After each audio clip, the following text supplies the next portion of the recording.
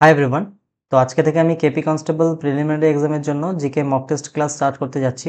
20টি করে MCQ questions থাকবে, যেখানে সব সাবজেক্ট থেকে কোয়েশ্চেন্স নেওয়া রয়েছে। তার সাথে অনেক এক্সট্রা ডিটেলসও থাকবে। তো তোমরা ভিডিওটি কমপ্লিট দেখো। আর চ্যানেলে যারা নতুন রয়েছে অবশ্যই চ্যানেলটিকে সাবস্ক্রাইব করে দিও। আর ভিডিওটি তোমরা কমপ্লিট দেখলে তোমরা নিজেই বুঝতে পারবে কতটা হেল্পফুল হবে এই সিরিজটি তোমাদের জন্য। বুঝতে পেরেছো? তো চলো তাহলে স্টার্ট করি। ফার্স্ট কোয়েশ্চেন রয়েছে, নিম্নলিখিত কোন প্রধান হরপ্পা কেন্দ্রটি দুটি নয় বরং তিনটি অংশে দুর্গ, মধ্য শহর এবং নিম্ন শহর বিভক্ত ছিল বলে মনে করা হয়, যা বৃহৎ হরপ্পা বসতিগুলির মধ্যে একটি অনন্য বৈশিষ্ট্য? অপশন নম্বর ডি হবে সঠিক উত্তর, ধোলাভিরা। এবার দেখো, ধোলাভিরা গুজরাটের কচ্ছ জেলার ভাচাউ তালুকে অবস্থিত। এটি সিন্ধু সভ্যতার পঞ্চম বৃহত্তম কেন্দ্র। এখানে একটি বিশাল জলাধার ও রিজার্ভার রিজার্ভার, যেটাকে জলাধার বলি, ইংলিশে বলি রিজার্ভার, এবং পাথরের বাঁধের মানে ড্যামের প্রমাণ পাওয়া গেছে। ঠিক আছে? মহেন্দ্রদারো মহেঞ্জোদারোতে বিশাল স্নানাগার, এটা একটু স্পেলিং মিস্টেক রয়েছে। মহেঞ্জোদারোতে বিশাল স্নানাগার, গ্রেট বাথ এবং নৃত্যরত বালিকা বা ডান্সিং গার্লের মূর্তি পাওয়া গেছে। হরপ্পা ছিল আবিষ্কৃত প্রথম স্থান, যা রাভি নদীর তীরে অবস্থিত। লোথাল ছিল গুজরাটে অবস্থিত একটি কৃত্রিম পোতাশ্রয়, মানে আর্টিফিশিয়াল ডকইয়ার্ড। লোথাল ছিল গুজরাটে অবস্থিত। মনে থাকবে? চলো, কোয়েশ্চেন নাম্বার 2। সুলতান ফিরোজ শাহ তুগলক কর্তৃক প্রতিষ্ঠিত দিওয়ানি খায়রাত সম্পর্কিত নিম্নলিখিত বিবৃতিগুলির মধ্যে কোনটি সঠিক? অপশন নাম্বার বি, এটি ছিল দরিদ্রের কল্যাণের জন্য একটি বিভাগ, যার মধ্যে দরিদ্র মেয়েদের বিবাহের ব্যবস্থা ছিল। ফিরোজ শাহ তুগলক ছিলেন তুগলক রাজবংশের শেষ গুরুত্বপূর্ণ শাসক। তিনি একটি নতুন বিভাগ, দিওয়ানি ইস্তিকাক তৈরি করেন, যা পেনশন প্রদান করত। দাসদের দেখাশোনার জন্য তিনি দিওয়ানি বান্দাগান বিভাগ তৈরি করেন। এটা খুব ইম্পর্টেন্ট, দিওয়ানি বান্দাগান, ফিরোজ শাহ তুগলক দাসদের দেখাশোনার জন্য। তিনি তার মুদ্রাগুলিতে খালিফার নাম উল্লেখ করতেন। তিনিই প্রথম সুলতান যিনি সেচের জন্য হাকিকি হাক ই সার্ভ আরোপ করেন। সেচের জন্য হাক ই সার্ভ আরোপ করেন। Question number 3। ভারতীয় জাতীয় কংগ্রেস আইএনসি এর প্রথম সভাপতি কে ছিলেন, যিনি ভারতের বাইরে কোনো অধিবেশনে সভাপতিত্ব করেন? অপশন নাম্বার এ হবে সঠিক উত্তর, দাদাভাই নওরোজি। দাদাভাই নওরোজি মোট 3 বার আইএনসি সভাপতিত্ব করেন, 1886, 1893 এবং 1906। তিনি 1893 সালে লাহোর অধিবেশনে সভাপতিত্ব করেন, যা বর্তমানে ভারতে নেই। তিনি 1866 সালে লন্ডনে ইস্ট ইন্ডিয়া অ্যাসোসিয়েশন প্রতিষ্ঠা করেন। উমেশচন্দ্র ব্যানার্জি ছিলেন প্রথম ভারতীয় যিনি আইএনসির প্রথম অধিবেশন 1885 বোম্বে সভাপতিত্ব করেন। আর এ.ও. হিউম, অ্যালান অক্টাভিয়াম হিউম ছিলেন আইএনসির প্রতিষ্ঠাতা। আনন্দমোহন বসু 1898 সালে মাদ্রাজ অধিবেশনে সভাপতিত্ব করেন। তাহলে উমেশচন্দ্র ব্যানার্জি ছিলেন প্রথম ভারতীয় যিনি আইএনসির প্রথম অধিবেশনে 1885 সালে বোম্বে সভাপতিত্ব করেন। আর অ্যালান অক্টাভিয়াম হিউম ছিলেন আইএনসির প্রতিষ্ঠাতা। আনন্দমোহন বসু 1898 সালে মাদ্রাজ অধিবেশনে সভাপতিত্ব করেন। মনে রাখবে। এবং দাদাভাই নওরোজিকে আমরা grand old man of India বলে থাকি। দাদাভাই নওরোজি রাষ্ট্রগুপ্তার নামে একটি সংবাদ পত্রিকাও চালু করেছিলেন। মনে রাখবে এগুলো। চলো নেক্সট কোয়েশ্চেন। 4, মাদ্রাজ প্রেসিডেন্সিতে নির্মিত কোন ব্রিটিশ প্রশাসক দ্বারা রায়তওয়ারি বন্দোবস্ত, রায়তওয়ারি সেটেলমেন্ট চালু করা হয়েছিল? Option number B, Thomas Munro. Ryotwari ব্যবস্থাটি 1820 সালে টমাস মনরো এবং চার্লস রিড দ্বারা কার্যকর করা হয়। এই ব্যবস্থায় ব্রিটিশ সরকার এবং রায়ত বা কৃষকের মধ্যে সরাসরি সম্পর্ক ছিল, কোনো জমিদার ছিল না। জমির মালিকানা কৃষকদের হাতে ছিল, এবং তারা কর দিতে ব্যর্থ হলে জমির বাজেয়াপ্ত করার বিধান ছিল এর এর মধ্যে। লর্ড কর্নওয়ালিস 1793 সালে বাংলায় চিরস্থায়ী বন্দোবস্ত মানে পার্মানেন্ট সেটেলমেন্ট চালু করেন। 1793 সালে লর্ড কর্নওয়ালিস। ভারতের উত্তর-পশ্চিম প্রদেশে হল্ট ম্যাকিনজে কর্তৃক মহলারি ব্যবস্থা চালু হয়, মানে মহলারি সিস্টেম চালু হয়, হল্ট ম্যাকেনজি। 5, আমাদের সৌরজগতের কোন গ্রহের দিনটি মানে আবর্তনকাল সবচেয়ে ছোট? অপশন নাম্বার বি, বৃহস্পতি। দেখো, বৃহস্পতি মানে জুপিটার সৌরজগতের বৃহত্তম গ্রহ এবং এর আবর্তন কাল প্রায় 9 ঘন্টা 55 মিনিট, যা সবচেয়ে কম। বৃহস্পতিকে একটি গ্যাস দৈত্য বা গ্যাস জায়ান্ট বলা হয়। এর উপগ্রহ গ্যানিমিড সৌরজগতের বৃহত্তম উপগ্রহ, মনে রাখবে। শুক্র, যেটাকে ইংলিশে ভেনাস বলি, গ্রহের আবর্তনকাল সবচেয়ে দীর্ঘ। ছোট বৃহস্পতি সবচেয়ে দীর্ঘকে শুক্র 243 পৃথিবী দিবস। মানে 243 মানে পৃথিবীতে যে 243 দিন এটা শুক্র গ্রহের আবর্তনকাল এবং এটি পূর্ব থেকে পশ্চিমে ঘোরে। মঙ্গল গ্রহকে লাল গ্রহ বলা হয়, রেড প্ল্যানেট, যার 2টি চাঁদ হলো ফোবস এবং ডিমস। ভেরি ইম্পর্টেন্ট ডিটেলস এগুলো সব, প্রত্যেকটি কথায় নোট করবে প্লাস তোমরা রিভিশন দেবে। কোয়েশ্চেন নাম্বার 6, ডোলড্রামস হলো নিম্নচাপ এবং শান্ত বাতাসের অঞ্চল যা প্রধানত কোন ভৌগোলিক রেখার কাছাকাছি পাওয়া যায়? অপশন নাম্বার সি, নিরক্ষরেখা। ডোলড্রামস নিরক্ষরেখার 5 ডিগ্রি উত্তর এবং 5 ডিগ্রি দক্ষিণের মধ্যে অবস্থিত। 50 মনে হবে, 5 ডিগ্রি হবে এগুলো। হুম তো যা আন্তঃক্রান্তীয় অবিস্তৃত অঞ্চল, আইটিসিজেড নামেও পরিচিত। এই অঞ্চলে উলম্ব বায়ুপ্রবাহ ভার্টিক্যাল এয়ার কারেন্টস দেখা যায়, কিন্তু অনুভূমিক বায়ুপ্রবাহ হরাইজন্টাল উইন্ড খুবই কম। নিরক্ষরেখার কাছাকাছি উচ্চ তাপমাত্রা এবং উচ্চ আর্দ্রতার কারণে এই অঞ্চলকে কাম উইন্ড জোন বলা হয়। অশ্ব অক্ষাংশ হর্স ল্যাটিটিউড উচ্চ চাপযুক্ত অঞ্চল এবং সাধারণত 30 ডিগ্রি উত্তর ও দক্ষিণে অক্ষাংশে অবস্থিত। হর্স ল্যাটিটিউড কোথায় অবস্থিত? 30 ডিগ্রি উত্তর ও দক্ষিণ অক্ষাংশে অবস্থিত উচ্চ চাপযুক্ত অঞ্চলে। 7, কারেবাস হলো হ্রদ তলদেশের বা ল্যাকুস্ট্রাইন পলল সঞ্চয়, যা জাফরান চাষের জন্য সুপরিচিত এবং ভারতের কোন অঞ্চলে এই ধরনের গঠন দেখা যায়? অপশন নম্বর বি, কাশ্মীর উপত্যকা। তো কারেবাস গঠিত হয়েছিল প্লিস্টোন প্লিস্টোসিন যুগে হিমালয় পর্বতমালার উত্থানের কারণে গঠিত হ্রদগুলিতে পলি জমার মাধ্যমে।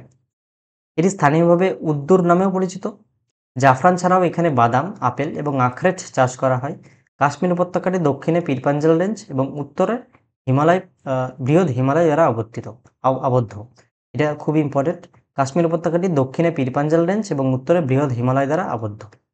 মনে রাখবে এগুলো। 8, কোন ভারতীয় নদী শিবসমুদ্রম জলপ্রপাত সৃষ্টির জন্য বিখ্যাত? Option number C, Kaveri.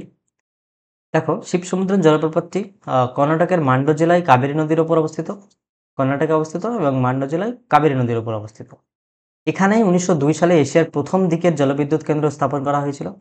Kaveri নদীর উৎপত্তি কর্ণাটকের ব্রহ্মগিরি পাহাড়ের তলা আহ, তালাকাবেরী থেকে। তাহলে কাবেরী নদী কোথা থেকে অবস্থিত? উৎপত্তি ব্রহ্মগিরি পাহাড়। আর গোদাবরী নদীকে দক্ষিণ গঙ্গা বলা হয়, যা এটি মহারাষ্ট্রের ত্রিম্বকেশ্বর থেকে উৎপন্ন হয়েছে। আর মহানদী নদীটি ছত্তিশগড়ে উৎপন্ন হয়ে ওড়িশা হয়ে প্রভাবিত হয়েছে। তো গোদাবরী নদী কোথা থেকে উৎপত্তি? মহারাষ্ট্রের ত্রিম্বকেশ্বর থেকে। আর তোমরা কমেন্টে জানাও মহানদী উৎপত্তি কোথা থেকে? উড়িষ্যা, কিন্তু জায়গাটা অ্যাকচুয়াল নাম তোমরা বলো। 9, ভারতের সংবিধানের কোন তপশিলে দলত্যাগ বিরোধী আইন অ্যান্টি ডিফেকশন ল সম্পর্কিত বিধান রয়েছে?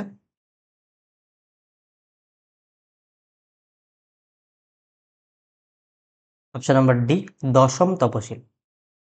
এই দশম তপশিলটি 52তম সাংবিধানিক সংশোধনী আইন 1985 দ্বারা ভারতীয় সংবিধানে যোগ করা হয়েছিল। এই আইন অনুযায়ী দলত্যাগের ভিত্তিতে কোনো সদস্যের অযোগ্যতা নিয়ে চূড়ান্ত সিদ্ধান্ত নেন স্পিকার বা চেয়ারম্যান। অষ্টম তপশিল ভারতের 22টি সরকারি ভাষা তালিকাভুক্ত করে। আর নবম তপশিল প্রথম সাংবিধানিক সংশোধনী 1951 দ্বারা যুক্ত হয় এবং মূলত ভূমি সংস্কার আইনকে বিচার বিভাগীয় পর্যালোচনা থেকে রক্ষা করার জন্য তৈরি হয়েছিল। তাহলে নবম তপশিল প্রথম সাংবিধানিক ফার্স্ট কনস্টিটিউশনাল অ্যামেন্ডমেন্ট অ্যাক্ট দ্বারা 1951 দ্বারা যুক্ত করা হয়। এটা মনে রাখবে। আর দশম তপশিলটি 52তম সংবিধানের সংশোধনী দ্বারা 1985 সালে অ্যাড করা হয়। 10, সংবিধানের 21 নম্বর অনুচ্ছেদের অধীনে কোন মৌলিক অধিকারকে সুপ্রিম কোর্ট ঘুমের অধিকার রাইট টু স্লিপ অন্তর্ভুক্ত করার জন্য ব্যাখ্যা করেছে? অপশন নাম্বার সি, জীবন ও ব্যক্তিগত স্বাধীনতার অধিকার right to life and personal liberty. 21 নম্বর অনুচ্ছেদ আর্টিকেল 21 হলো ভারতীয় সংবিধানের সবচেয়ে গুরুত্বপূর্ণ মৌলিক অধিকার। এই অধিকারটিকে ফান্ডামেন্টাল অফ ফান্ডামেন্টালস বলা হয়। সুপ্রিম কোর্ট বিভিন্ন রায়ের মাধ্যমে 21 নম্বর অনুচ্ছেদে স্বাস্থ্যকর পরিবেশ, দ্রুত বিচার, মর্যাদাসহ জীবন, জীবিকা এবং ঘুমের অধিকার অন্তর্ভুক্ত করেছে। জরুরি অবস্থা ন্যাশনাল এমার্জেন্সি আর্টিকেল 352 সময়েও 21 নম্বর অনুচ্ছেদ স্থগিত করা যায় না। তাহলে ন্যাশনাল এমার্জেন্সির সময়ও 21 নম্বর যে আর্টিকেল সেটা স্থগিত করা যায় না। 14 নম্বর অনুচ্ছেদ এবং 20 নম্বর অনুচ্ছেদ বিকল্পের সাথে সম্পর্কিত। 14 নম্বর অনুচ্ছেদ এ এবং 20 নম্বর অনুচ্ছেদের ডি বিকল্পের সাথে সম্পর্কিত এটা। 11 নিম্নলিখিতের মধ্যে কে ভারতের আন্তঃরাজ্য পরিষদের চেয়ারম্যান, ইন্টারস্টেট কাউন্সিলের চেয়ারম্যান? অপশন নম্বর সি হবে এর সঠিক উত্তর, ভারতের প্রধানমন্ত্রী। এবার আন্তঃরাজ্য পরিষদ গঠন করা হয়েছে সাংবিধানিক বিধান আর্টিকেল 263 অনুসারে। এটি কেন্দ্র রাজ্য সম্পর্ক মজবুত করার জন্য গঠিত হয়েছিল এবং আন্তঃরাজ্য পরিষদ ইন্টারস্টেট কাউন্সিল সরকারি কমিশনের সুপারিশের ভিত্তিতে 1990 সালে প্রতিষ্ঠিত হয়। সরকারি কমিশনের কত সালে এস্টাবলিশড হয় এর এই কোয়েশ্চেন অনেকবার দিয়েছে, 1990 সালে। এবং কাউন্সিলের সদস্যরা হলেন প্রধানমন্ত্রী, চেয়ারম্যান, আর সমস্ত রাজ্যের মুখ্যমন্ত্রী, বিধানসভা সহ কেন্দ্রশাসিত অঞ্চলগুলির মুখ্যমন্ত্রী এবং 6 জন কেন্দ্রীয় মন্ত্রিসভার মন্ত্রী। আর এই ইন্টারস্টেট কাউন্সিল এটা আর্টিকেল 263, এটা মনে রাখবে। 12 ভারতীয় সংবিধানে অন্তর্ভুক্ত আইন দ্বারা প্রতিষ্ঠিত পদ্ধতি মানে প্রসিডিওর এস্টাবলিশড বাই ল ধারণাটি কোন দেশের সংবিধান থেকে নেওয়া হয়েছে? আমি WPSI এর পলিটি ক্লাসে এটি করিয়েছি, তোমরা যেটা দেখেছো তোমরা পারবে, যেটা জাপান থেকে নেওয়া হয়েছে। অপশন নাম্বার সি হবে সঠিক উত্তর। আর আইন দ্বারা প্রতিষ্ঠিত পদ্ধতি ধারণাটি জাপানের সংবিধান থেকে নেওয়া হয়েছে, যেটা দেখলাম। এর অর্থ হলো আইনসভা দ্বারা প্রণীত একটি বৈধ আইনের ভিত্তিতেই জীবন ও ব্যক্তিগত স্বাধীনতা থেকে কাউকে বঞ্চিত করা যেতে পারে না। আর মার্কিন যুক্তরাষ্ট্রের সংবিধান থেকে আইনের যথাযথ প্রক্রিয়া মানে ডিউ প্রসেস অফ ল ধারণাটি নেওয়া হয়েছে। আর মেনকা গান্ধী বনাম ইউনিয়ন অফ ইন্ডিয়া মামলায় 1978 সালে সুপ্রিম কোর্ট ঘোষণা করে যে প্রসিডিওর এস্টাবলিশড বাই ল অবশ্যই ন্যায্য এবং যুক্তিসঙ্গত হতে হবে, যা ডিউ প্রসেস অফ ল এর মতোই। আর ডিউ প্রসেস অফ ল এটা মার্কিন যুক্তরাষ্ট্র থেকে নেওয়া হয়েছে, ইউএসএ। আর প্রসিডিওর এস্টাবলিশড বাই ল এটা জাপান থেকে নেওয়া হয়েছে। এই দুটি ওয়ার্ড মনে রাখবে। 13 নিম্নলিখিতগুলির মধ্যে কোনটি একটি ব্যাংকের জন্য নন পারফর্মিং অ্যাসেট বা খেলাফি সম্পদের উদাহরণ? অপশন নম্বর বি, একটি সম্পদ যা 90 দিনের বেশি সময় ধরে ব্যাংকের জন্য আয় তৈরি করা বন্ধ করা দিয়েছে সেটি। কোয়েশ্চেন ব্যাংকের ক্ষেত্রে অ্যাসেট হলো সেইগুলি যা থেকে ব্যাংক আয় করে, যেমন ঋণ বা লোন। আর ভারতীয় রিজার্ভ ব্যাংকের সংজ্ঞা অনুসারে এনপিএ হলো সেই ঋণ যার মূল বা সুদ 90 দিনের বেশি সময় ধরে বকেয়া থাকে। আর এনপিএ এর উচ্চ হার একটি দেশের অর্থনীতির জন্য একটি বড় সমস্যা, যা ব্যাংকিং সংকট সৃষ্টি করতে পারে। এনপিএ কে আরও শ্রেণীবদ্ধ করা হয় সাবস্ট্যান্ডার্ড অ্যাসেট 12 মাস পর্যন্ত, ডাউটফুল অ্যাসেট 12 মাসের বেশি, এবং লস অ্যাসেট মানে অসফল হিসাবে চিহ্নিত। এই এনপিএ কে শ্রেণীবদ্ধ করা হয়, ক্লাসিফাইড। 14 কোন বাজারের কাঠামোয় একজন মাত্র বিক্রেতা এবং অনেক ক্রেতা থাকে এবং যেখানে প্রবেশ উচ্চ বাধা থাকে? Option number D, monopoly. মনোপলিতে বিক্রেতা নিজেই দাম নির্ধারণকারী প্রাইস মেকার হয়। সরকার দ্বারা জারি করা লাইসেন্স বা পেটেন্ট মাধ্যমে মনোপল তৈরি হতে পারে। পূর্ণাঙ্গ প্রতিযোগিতায় বিক্রেতা দাম গ্রহণকারী প্রাইস টেকার হয়। আর অলিগোপলি এমন একটি বাজার যেখানে কয়েকজন প্রধান বিক্রেতা থাকে। ভারতের টেলিকম শিল্প এবং টুথপেস্ট এগুলো। একচেটিয়া প্রতিযোগিতা যেখানে পণ্যের পার্থক্যকরণ প্রোডাক্ট ডিফারেন্সিয়েশন থাকে, যেমন সাবান, জুতা। একচেটিয়া প্রতিযোগিতা। 15 মানবদেহে হিমোগ্লোবিন প্রোটিনের প্রধান কাজ কি?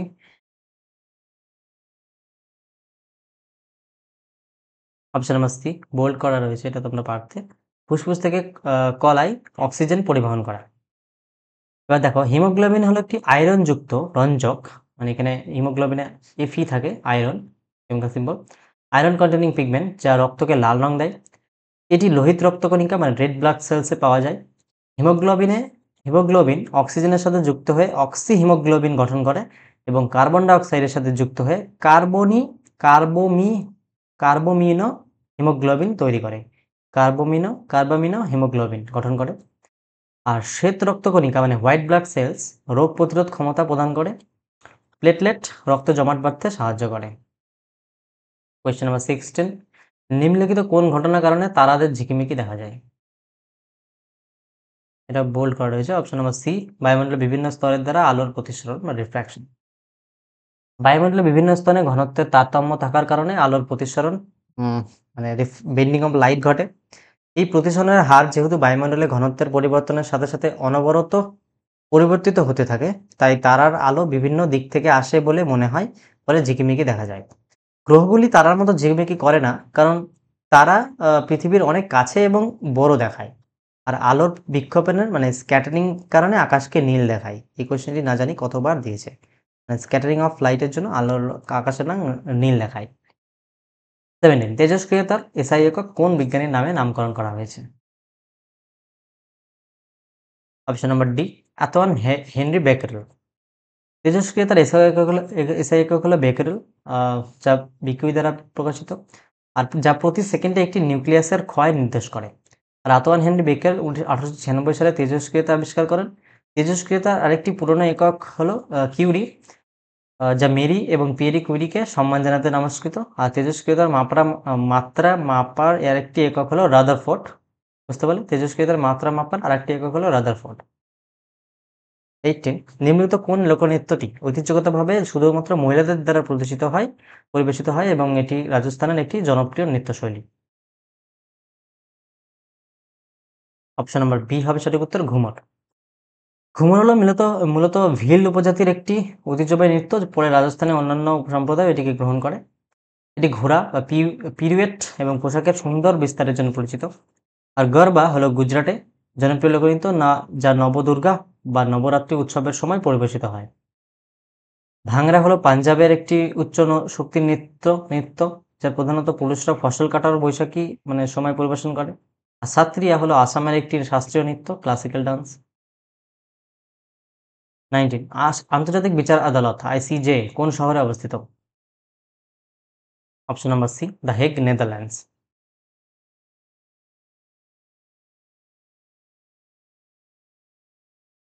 আন্তর্জাতিক বিচার আদালত হলো জাতিসংঘের 6টি প্রধান অঙ্গের মধ্যে অন্যতম। এটি একমাত্র প্রধান অঙ্গ যা নিউ ইয়র্ক সিটিতে অবস্থিত। আইসিজে 1946 সালে প্রতিষ্ঠিত হয় এবং এটি রাজ্যগুলির মধ্যে আইনি বিরোধ নিষ্পত্তি করে। আর আদালতের সদস্য সংখ্যা 15 জন বিচারক, যা জাতিসংঘের সাধারণ পরিষদ এবং নিরাপত্তা পরিষদ দ্বারা 9 বছরের জন্য নির্বাচিত হন। আর আন্তর্জাতিক ফৌজদারি আদালত ইন্টারন্যাশনাল ক্রিমিনাল কোর্ট ও ইন্টারন্যাশনাল ক্রিমিনাল কোর্টও দ্য হেগ, নেদারল্যান্ডসে অবস্থিত। 20 last question, the argumentative Indian বইটি কোন নোবেল পুরস্কার বিজয়ী লিখেছেন? 19 কোন নোবেল পুরস্কার বিজয়ী লিখেছেন the argumentative Indian? Option number B হবে সঠিক উত্তর, অমর্ত্য সেন। এই অমর্ত্য সেন একজন ভারতীয় অর্থনীতিবিদ, যিনি 1998 সালে অর্থনীতিতে নোবেল পুরস্কার লাভ করেন। তার বইটি ভারতীয় ঐতিহ্যে আলোচনা, বিতর্ক এবং যুক্তিতর্কের গুরুত্ব নিয়ে আলোকপাত করেন। তার অন্যান্য গুরুত্বপূর্ণ কাজ হলো ডেভেলপমেন্ট অ্যাজ ফ্রিডম এবং পভার্টি অ্যান্ড ফ্যামিলিজ। আর রবীন্দ্রনাথ ঠাকুর হলেন প্রথম ভারতীয় যিনি 1913 সালে সাহিত্যে নোবেল পুরস্কার পান। কিসের জন্য? গীতাঞ্জলি কাব্যগ্রন্থের জন্য। একটু দাঁড়াও।